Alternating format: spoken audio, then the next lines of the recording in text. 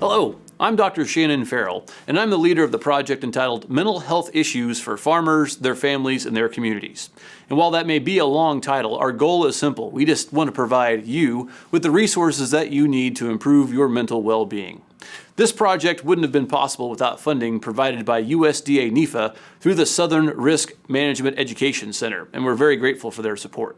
Suicide. It's a word that we hesitate to say out loud, and sometimes it's a word we even hesitate to think. Nevertheless, suicide is an issue that disproportionately impacts our rural communities. In today's presentation, Dr. Amanda Szarzynski provides you with information about suicide and what to do if someone you know may be contemplating it, even if that someone is you. As we go throughout today's presentation, it's important to underscore one of the facts that Dr. Szarzynski makes clear, and that is if you suspect that someone may be thinking about suicide, talk to them about it. Research has shown time and again that will not cause them to think about suicide if they weren't. In fact, that very intervention of asking about it may be exactly what they need to hear. And critically, with this video, immediately below you'll find a link to the National Suicide Helpline, along with other resources that can help you in a time of critical need. If you or someone you know is considering suicide, please take immediate advantage of the resources that we've provided along with this video. If, however, you've been watching this video to educate yourself, we would appreciate it if you'd take a moment to complete the brief survey that we've included along with the video. Hi, my name is Amanda Szarzynski, and I am the Clinical Director of the Center for Family Services at Oklahoma State University.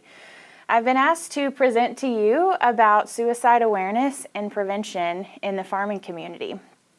I do want to just start off by letting you know that I am not a farmer and I have never farmed, but I do come from a long line of farmers, and I specifically talked to my dad today and got permission to tell a few of his stories.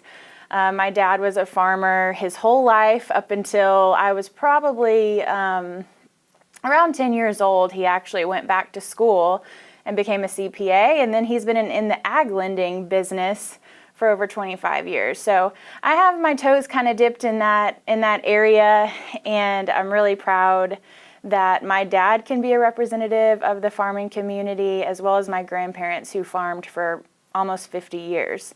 So just a little bit of personal connection to this topic. So let's get started. So to start out with, I just want to tell you a little bit of just some numbers about suicide in our country. So as of 2015, which all of this data comes from the CDC and census data that was collected from 2001 to 2015.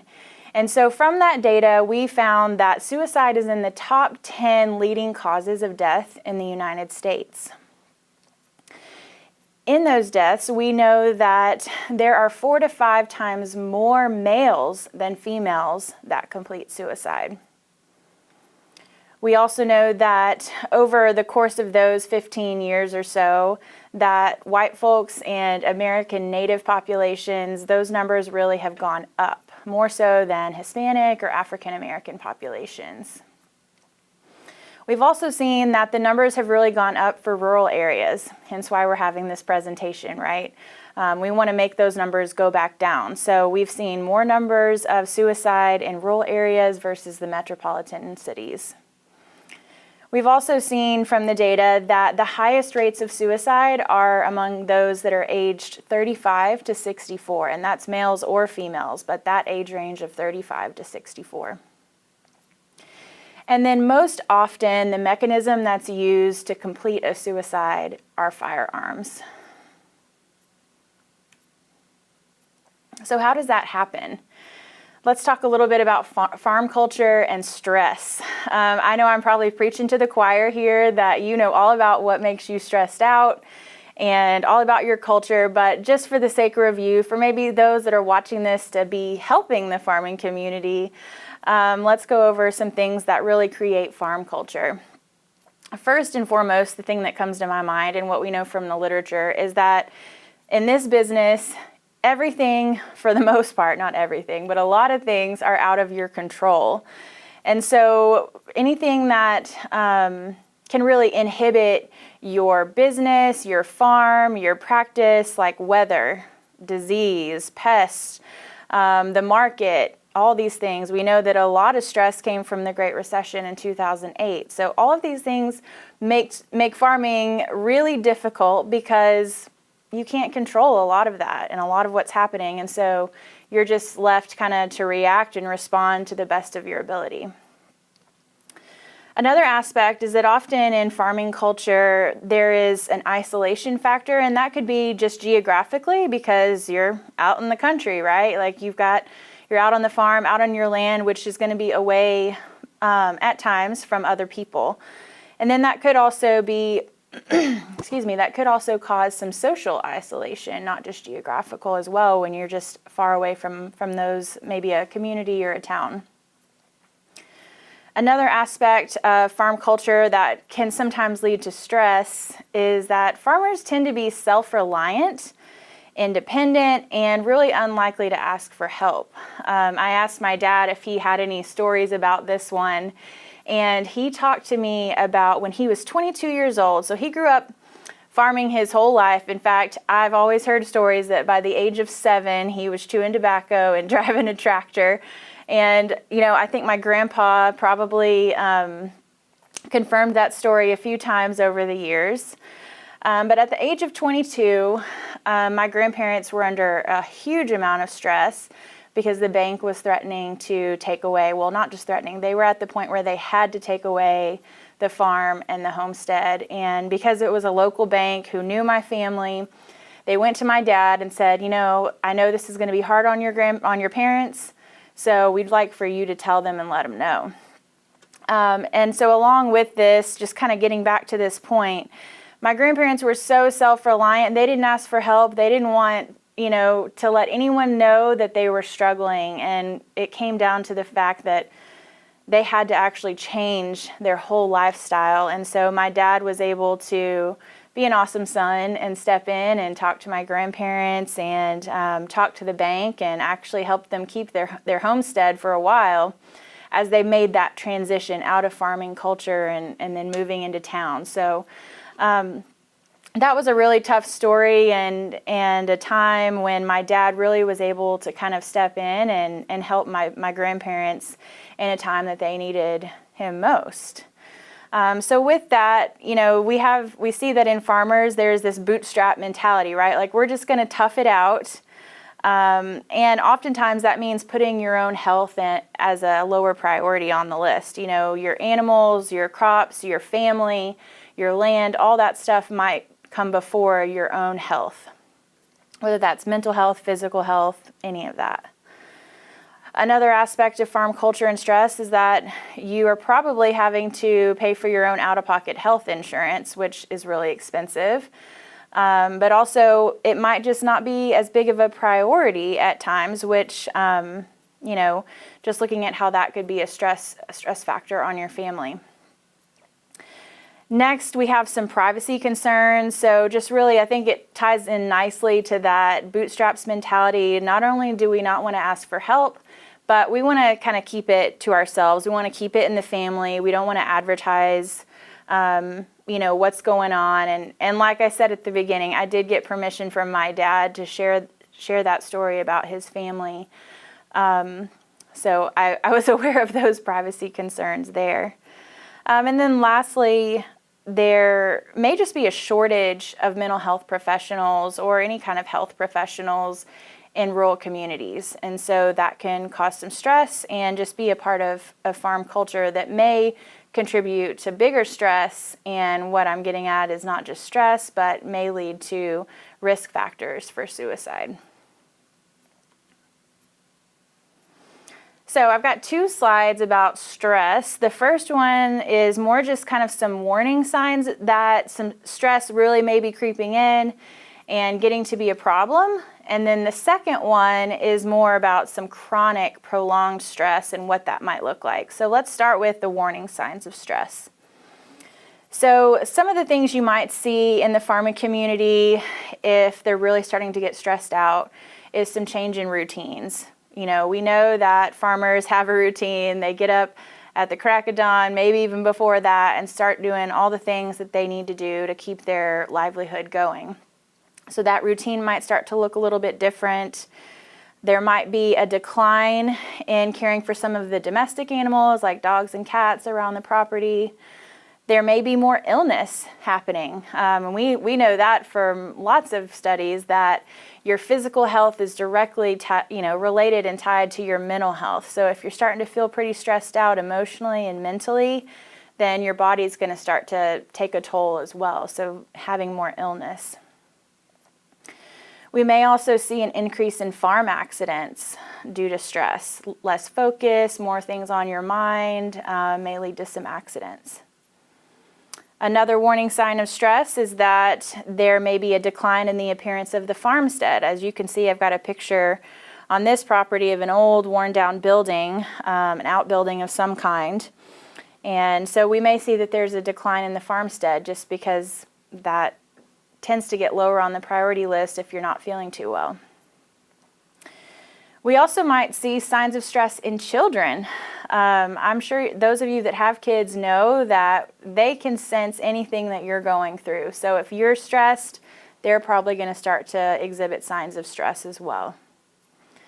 And then lastly for this slide, just looking at some warning signs of stress, is just a general decrease in interest. So that could be interest in your work, it could be interest in your relationships, in your social activities that you typically participate in. You're just kind of generally less interested.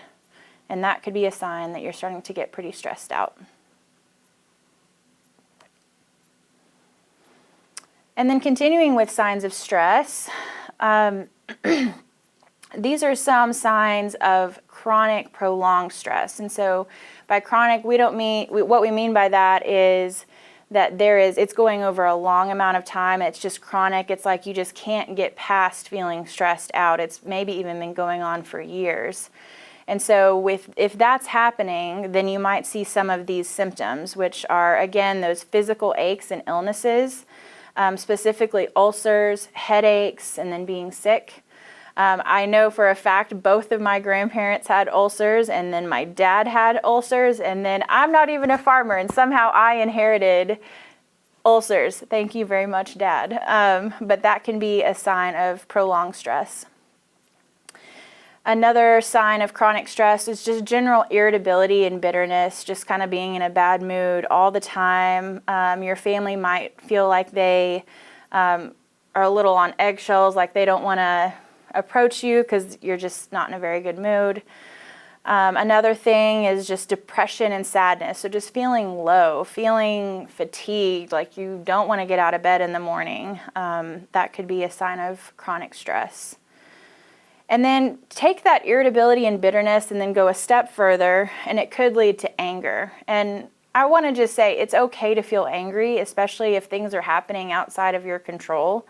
But if it gets to that place of violence and rage and, more uncontrolled anger, that would be signs of a problem. We also see that exhaustion and sleep problems can be a symptom of chronic and prolonged stress. And maybe you chuckled when I said that. Of course you're exhausted. Everybody's exhausted. I can't imagine a farmer that isn't exhausted. But just remember, these are going to be not just one of these symptoms, but probably a whole group of them. And it's going to be over a long amount of time.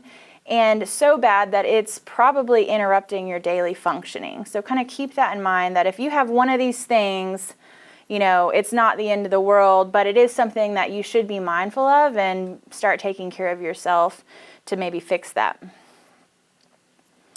Another sign of chronic prolonged stress is loss of humor, loss of spirit.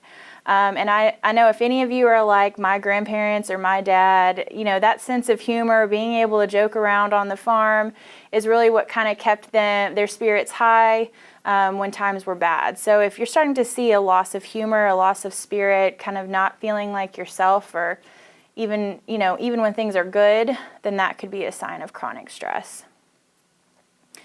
We may also see memory loss, lack of concentration, and just difficulty making decisions. And I think this is related to maybe some anxiety, just things constantly being on your mind, and then you add physical exhaustion, mental exhaustion, then we start to see your brain just not functioning as well as it usually does. Then another sign of chronic stress is just a general lack of self-confidence and self-judgment. So seeing maybe some lower self-esteem, feeling like you're not worthy, not enough, like you're never doing good enough, and that you're feeling maybe like a failure. These are all things that could really start to be a sign of chronic stress. And then lastly, substance abuse. And with this, I don't mean cracking open a beer after a long day. This is abuse, where it is, drinking or drug use of some type that is so much so that it's interrupting your daily functioning, and maybe even also disrupting your relationships with your family, or impacting your physical health. So if it's starting to interrupt your life in different ways, then we're talking about substance abuse. Okay, some warning signs and risk factors of suicide. So far, just to kind of summarize and backtrack a little bit, we talked about farm culture and how some aspects of that culture are going to lead to stress. And then what are those warning signs? What are those symptoms? What are those things that we're going to see when people are really starting to feel stressed out, and not just one day or 1 week, but prolonged stress? And then when we have so much stress, then what are those warning signs and factors that could potentially lead to suicide? And we want to know those things so that then we can prevent it, right? So some warning signs. This is a common acronym that was put out by suicidelifeline.org, and it's called Is Path Warm? And so I'm going to go through and explain each one of these letters of this acronym. The first one, is ideation. And really all that means is that someone is thinking about, has maybe made a threat, or has communicated in some way that they're feeling suicidal. And that could sound like, maybe it would be better if I just didn't wake up tomorrow. Or it could be a little bit more aggressive than that, and saying, I should just take my gun out and get this over with. So these are some ideation types of ways of thinking or comments that you might hear from someone who is feeling suicidal. The S stands for substance abuse, and I just talked about that a little bit on the last one. But again, this is excessive substance abuse, or even if you see an increase in substance abuse, so some kind of major change. The P in PATH stands for purposelessness. And so with that, just not feeling like you have a sense of purpose, not feeling like you have a reason to go on, a reason for living. If someone's experiencing that, they may be at risk for suicide. The A stands for anxiety, and this could manifest in a bunch of different ways. It could look like they're just agitated all the time. Maybe they're a little bit removed because their mind is always racing, or maybe they're having a hard time sleeping because they have insomnia and they just cannot fall asleep because their mind won't shut down. These are just a few examples of what anxiety could look like. The T in PATH stands for trapped, which is just feeling like there's no way out. And I could imagine if, maybe my grandparents felt that way when the bank notes just kept coming in and all these factors out of their control, just kept piling up. I would imagine they started to feel pretty trapped. Luckily, they had a good support system around them that helped them to transition out of that feeling. But I could see how someone in their position could really start to feel that way. The H is hopelessness. And that's pretty self-explanatory, right? You know what it's like to feel hopeless. I think we've all felt that at times. But again, this is a prolonged or even just a big increase in that feeling. And then we get to the warm part of Is Path Warm, and the W stands for withdrawing. And so if you notice that someone is starting to really isolate themselves and withdraw from their friends, from their family, from different social events, like maybe they stop going to church, they stop going to the potluck, they stop going to, the farmer's market, whatever that might be, but you start to see that they're just withdrawing.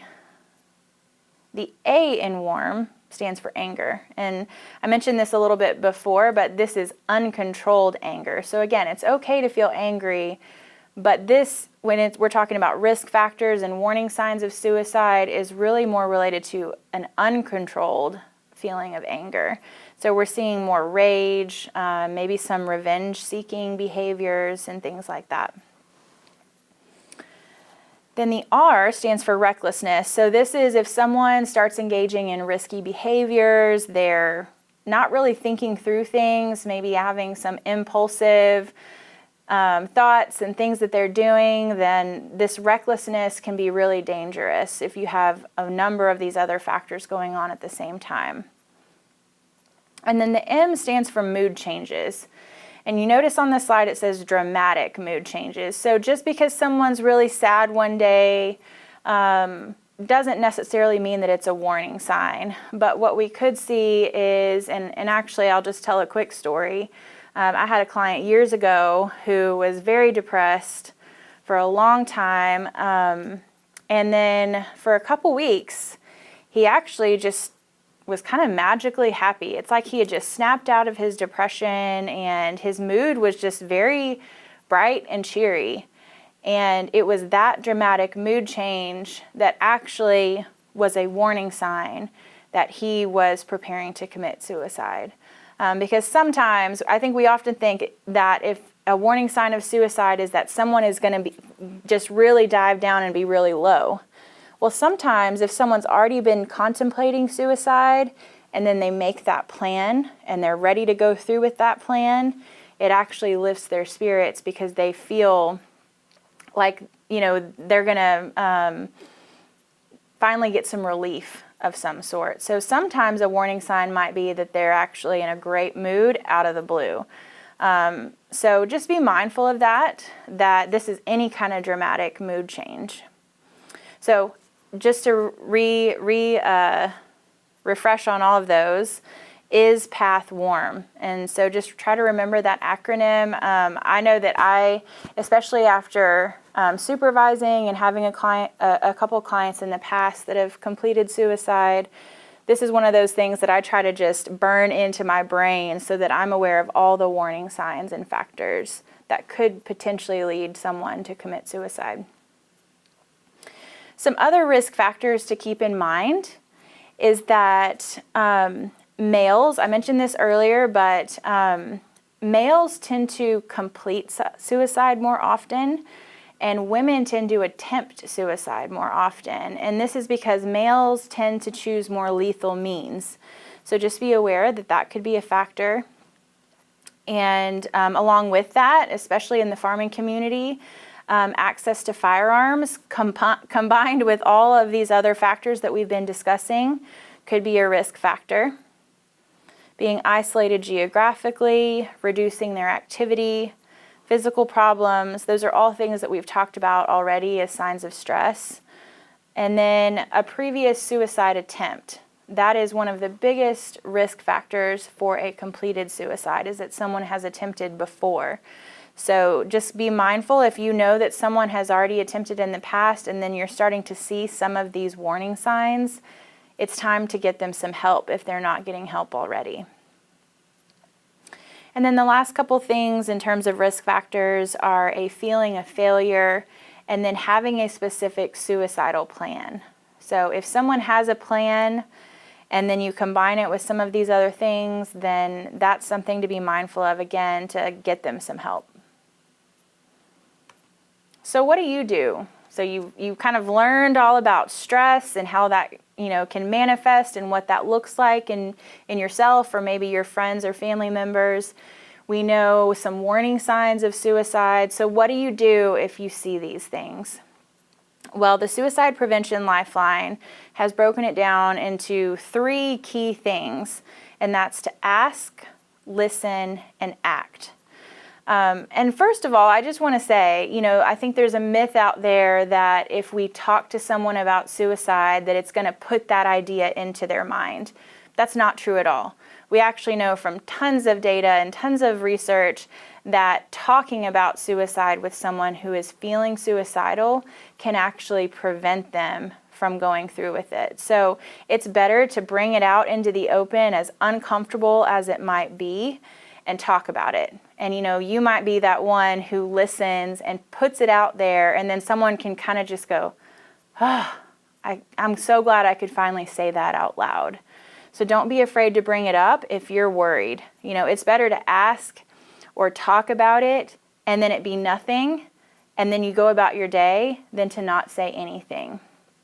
So with that, when you ask, you want to ask the person directly if they are having suicidal thoughts or ideas.